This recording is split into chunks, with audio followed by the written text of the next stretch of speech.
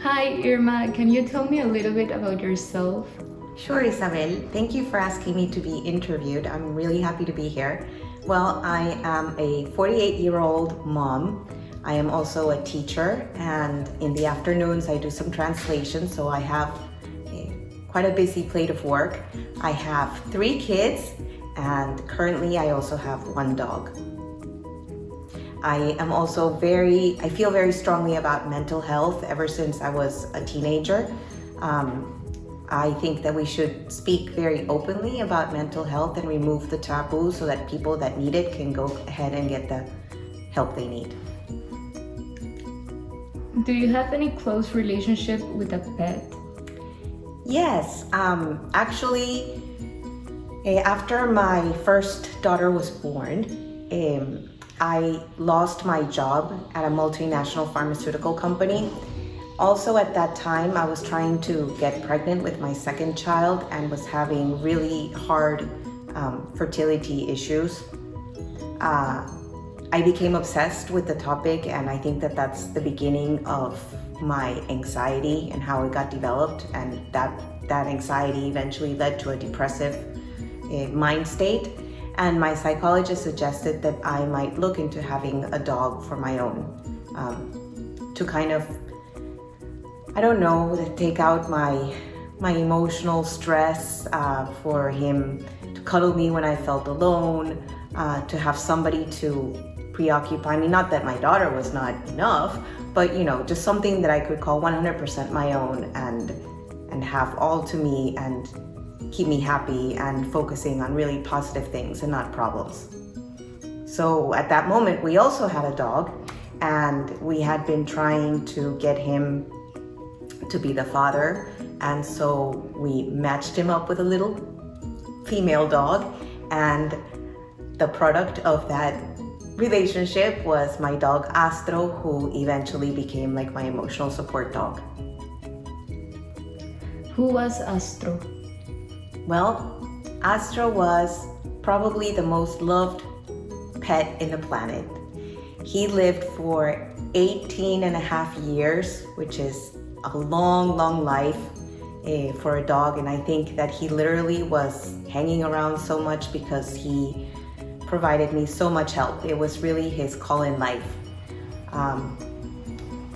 Ever since he came into our lives, he was just a wonderful, supportive little being. I mean, obviously a dog is not a person, but they have their own personality and they have their own way of showing you love and affection, and that you are needed for them too. And that obviously felt really good.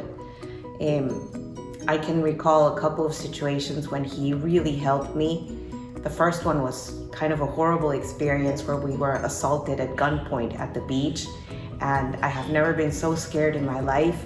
And even though they had tied me up, Astro would walk on my back as I was lying on the floor, and I just felt that his connection right there at that moment eased that horrible fear that I had.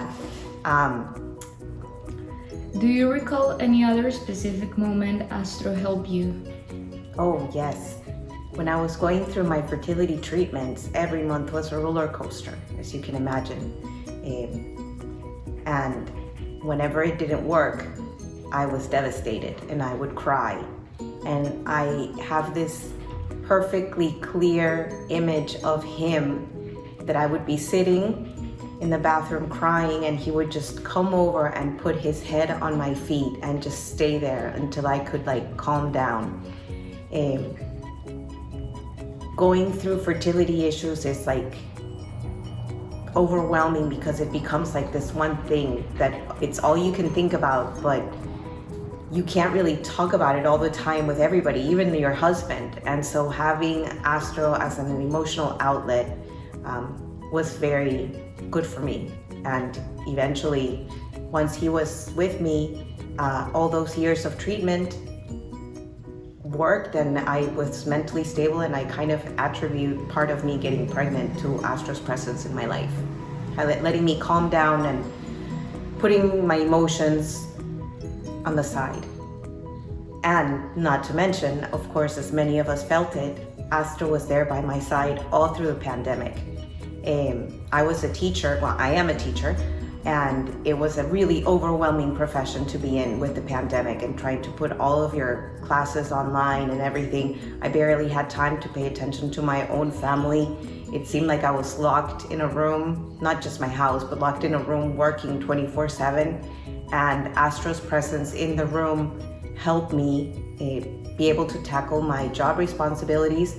And then at night, when the anxiety would kick in, Astro would sleep in the room with me, and I would just pick him up and cuddle him like a stuffed animal. And his breathing regulated my anxiety and made me feel good enough to sleep.